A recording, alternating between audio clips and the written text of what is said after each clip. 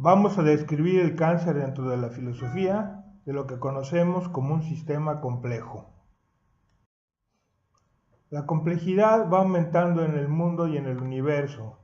De átomos se pasa a moléculas, de moléculas a macromoléculas, a orgánulos, células, tejidos, órganos, sistema, organismo, población, comunidad, ecosistema. ¿Qué es un sistema complejo? Un sistema complejo implica muchos componentes que interactúan uno con el otro y con los demás, o sea, interacciones de primer grado y de segundo grado, a través de procesos retroalimentados, feedback. En un sistema complejo existe lo que conocemos como emergencia, como propiedades emergentes. Las propiedades y funciones encontradas en un orden jerárquico no están presentes y son irrelevantes en niveles inferiores. Por ejemplo, las propiedades de un órgano nada tienen que ver con las propiedades de sus células y sus tejidos. Un sistema, para volverse complejo, para considerarlo complejo, necesita manejar grandes flujos de energía e información. La complejidad depende de la información. Sin información, que viene a ser energía, no hay complejidad. Por ejemplo, una neurona necesita disparar energía eléctrica, enviarla a una mano para que ésta se mueva, para mover la mano y para informar a la mano que la mano se tiene que mover para efectuar alguna tarea específica. El sistema complejo más típico. El cuerpo humano es un sistema complejo en que varias de sus partes, huesos, venas, arterias, etc., están conectadas de tal forma que cada una de ellas lleva una tarea específica. Cada órgano en el cuerpo cumple una función. Pensamos, olemos, degustamos. La combinación de todo esto es lo que hace un ser humano, un sistema muy complejo. El cuerpo humano, formado por trillones de células, circuitos de feedback, corrientes eléctricas, moléculas messenger. Para lograr este orden se necesita un gran flujo de energía. Por ejemplo, energía eléctrica que se transmite a músculos, cerebro, etc. ¿De dónde viene esa energía? De la glucosa, que mediante el ciclo de Krebs produce ATP. El ATP se descompone luego en ADP y energía. De la combustión del azúcar mediante el ciclo de Krebs. Una molécula de azúcar produce 36 unidades de ATP. En 3 pasos. Primero, glicólisis, bien sea de la glucosa o de las grasas, en el citoplasma. Ciclo de Krebs en la mitocondria. Transporta electrones fuera de la mitocondria y hacia afuera de la célula. El ATP se usa para todo: reparar tejidos, transmisión nerviosa, hormonas, circulación, respiración, contracción muscular, energía de organización, contracción del miocardio. El ATP, que se muestra aquí en 3 dimensiones, lo usan las quinasas también como método de señalización, y el ARN, parecido o similar, hermano del ADN, también se deriva de la parte fosfato del ATP. Aquí se muestra un nucleótido de ARN. La energía se necesita ¿para qué? Para mantener estas funciones, el cuerpo humano necesita una gran cantidad de energía. Para mantener las funciones multicelulares del sistema complejo, no para mantener la célula, que podría alimentarse de energía mediante otra forma, sino para mantener las funciones multicelulares del sistema complejo. Y toda esa energía solo se produce usando el ciclo de Krebs. Para hacer el ciclo de Krebs hay una parte de la célula especializada, una máquina de energía, la mitocondria, que usando el ciclo de Krebs produce, primero, la energía necesaria para que la célula se repare y funcione, alrededor de 8 ATPs, y la restante energía libre, energía para producir trabajo, 30 ATPs, que se exporta como electricidad e información para producir órganos, cuerpos, etc. La mitocondria es el primer paso en la evolución. Hace billones de años un virus o bacteria se mete a una célula y se especializa en producir energía. Y así se permite el intercambio de energía e información y puede haber seres multicelulares. El ADN está en la célula, pero también la mitocondria tiene su propio ADN separado del ADN de la célula. Un ADN mucho más sencillo, pero sin embargo un ADN. Ya se produjo la energía, ahora hay que exportar la energía fuera de la célula para cumplir las funciones multicelulares. ¿Cómo se transporta la energía del ATP fuera de la célula? A través de la membrana, usando la bomba de sodio y potasio. La diferencia en concentraciones de iones sodio y potasio fuera de la membrana y dentro de la membrana, la diferencia entre fuera de la membrana y dentro de la membrana, causan una diferencia de voltaje.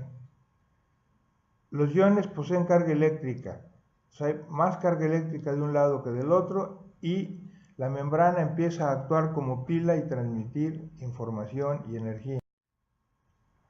En una neurona sana, el potencial de membrana en reposo es de alrededor de menos 60 a menos 70 milivolts, como lo muestra el voltímetro señalado por la flecha. Esta diferencia de potencial, que es una diferencia de voltaje, depende de las diferencias de concentraciones de iones de sodio y potasio, repitiendo, en el citoplasma y afuera de la membrana. Y matemáticamente se representa por lo que conocemos como la energía libre de Gibbs, energía capaz de hacer trabajo.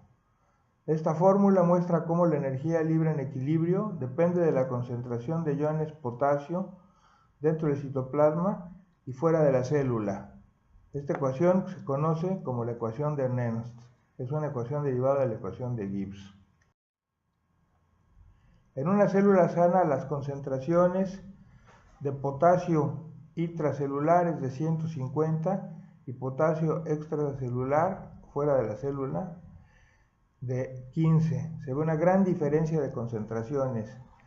Si este último número, el 150, disminuye, el cociente se va aproximando a 1.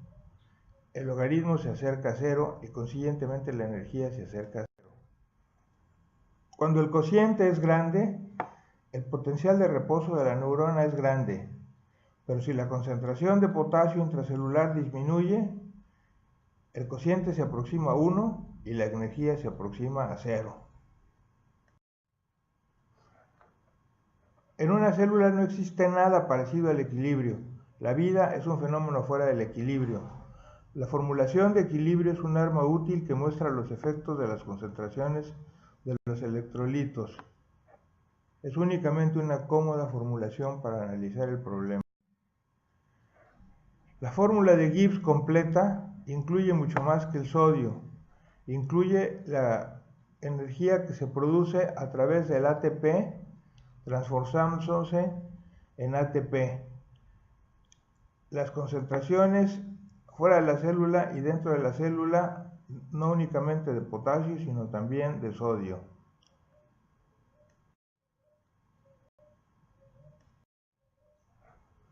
La bomba sodio-potasio.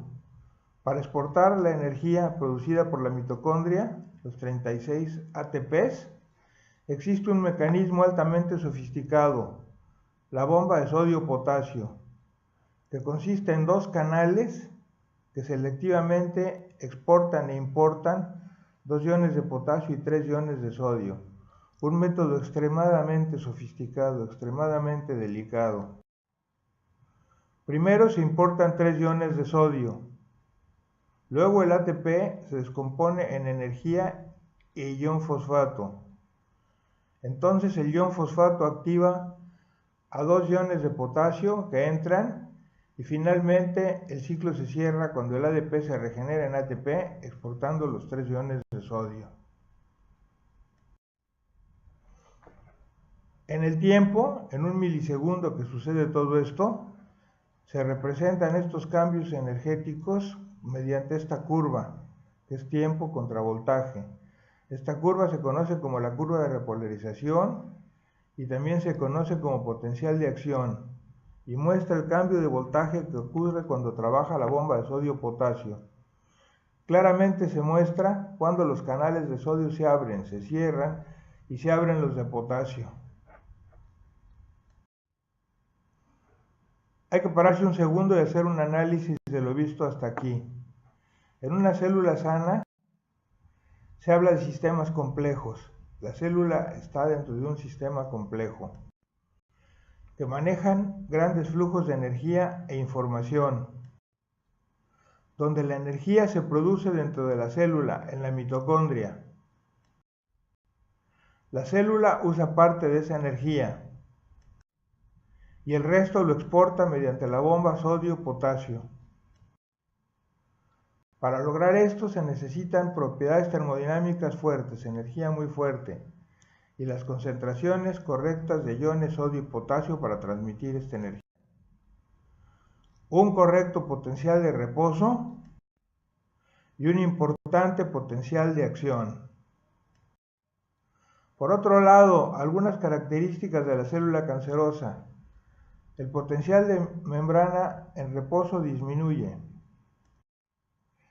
de menos 70 a menos 10 milivolts, una reducción increíblemente grande por la menor diferencia de potasio y de sodio del interior al exterior de la membrana. La repolarización, el potencial de acción se vuelve más débil. La célula ya no exporta eficientemente energía. Una menor diferencia de voltaje vuelve más ineficiente a la pila. El potasio intracelular disminuye. El sodio intracelular aumenta. Orden y sistemas. Las células cancerosas se desincronizan del resto del cuerpo, de la señalización de los tejidos y de los mecanismos de control del crecimiento. Las células cancerosas, al no mandar ni recibir información, se desincronizan del resto del cuerpo humano. Ya no producen la energía necesaria, se vuelven independientes. En esta diapositiva se muestra cómo el sodio y el potasio disminuyen en la célula cancerosa. En una célula sana se tiene un potencial de membrana de menos 70 milivolts, que en una célula enferma baja a menos 10 milivolts, y obviamente en una célula muerta se vuelve que no hay corriente eléctrica, que no hay voltaje. El ion sodio intracelular aumenta y simultáneamente el ion potasio intracelular disminuye. El potencial de membrana en reposo disminuye hasta menos 10 milivolts de acuerdo a la fórmula de Nernst que ya vimos antes. Recuérdese que el potencial de acción es una forma de exportar energía. Si la célula no tiene las condiciones adecuadas, si no tiene la polaridad adecuada, si en el citosol hay más sodio y menos potasio, el mecanismo de exportación no trabaja eficientemente y la célula no puede exportar energía ni información. Tiene que pasar a producir menos energía, abandona el mecanismo de Krebs y pasa al mecanismo de Warburg.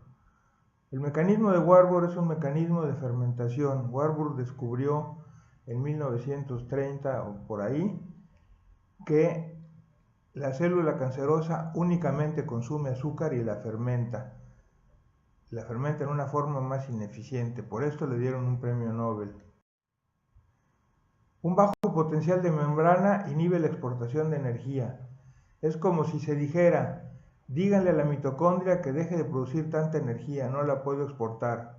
Por supuesto, esto cuando en el citosol está alto el sodio y bajo el potasio.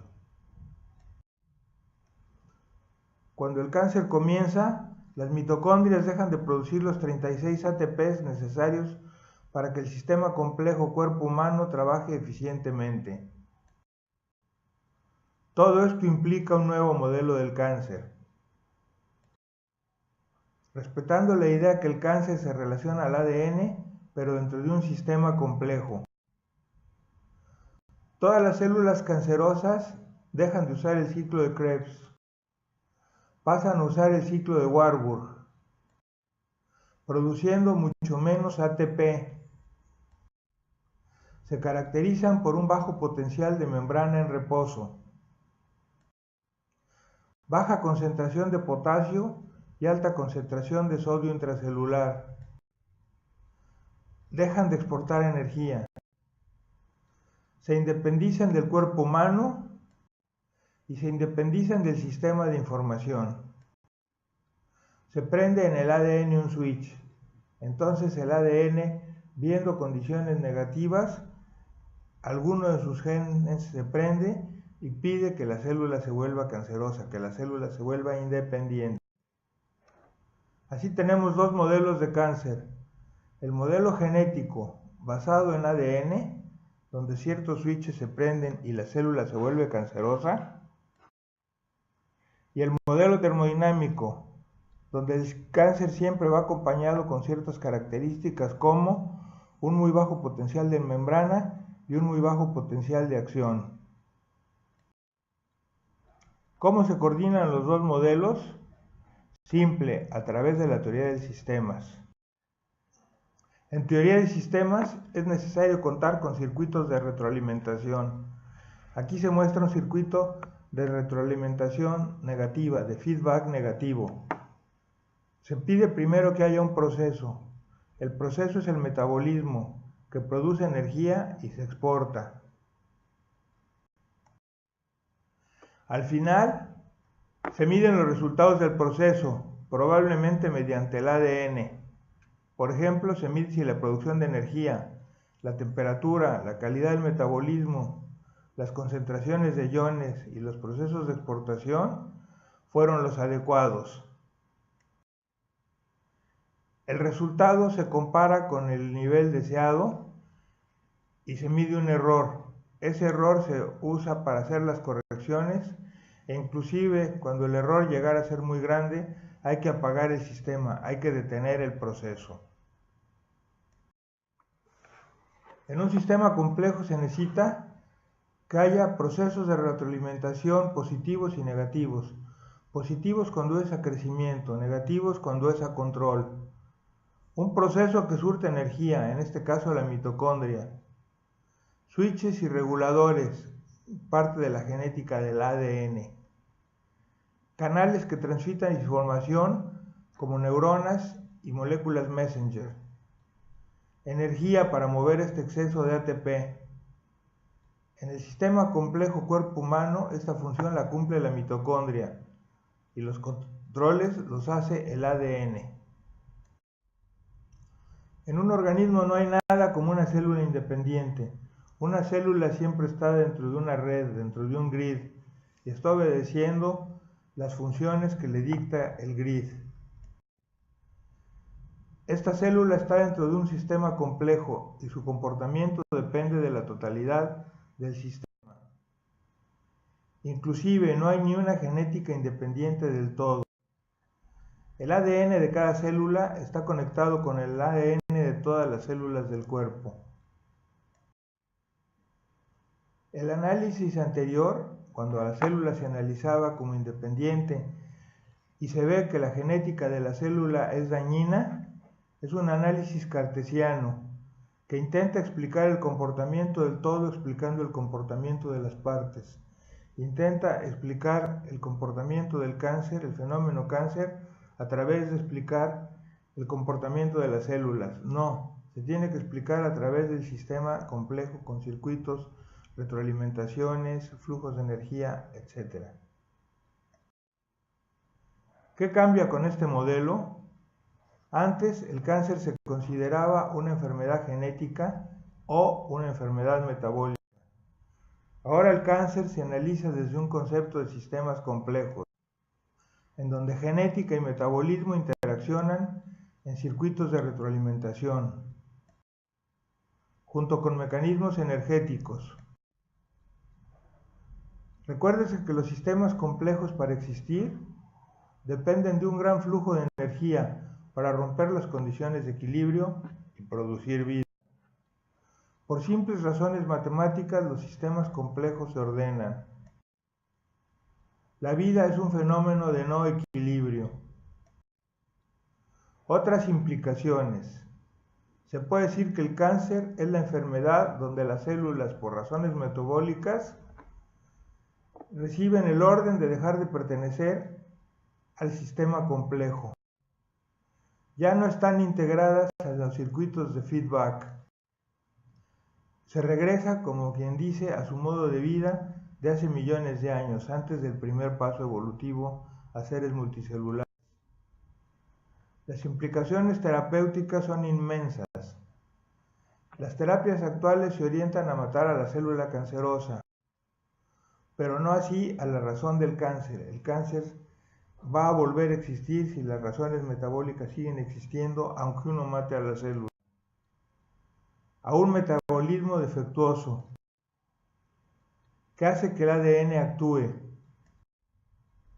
Y la terapia debe ser de salud pública, debe de volverse terapia de prevenir la proliferación del cáncer, de mejorar las condiciones metabólicas y de repolarizar la célula. De nuevo, el problema eterno en el ser humano, sal y azúcar. También recomiendo ver estos dos videos. El de cáncer y metabolismo celular, que habla más de metabolismo y menos de sistemas complejos. Y el de Maxwell, que demuestra cómo la vida es un sistema de no equilibrio.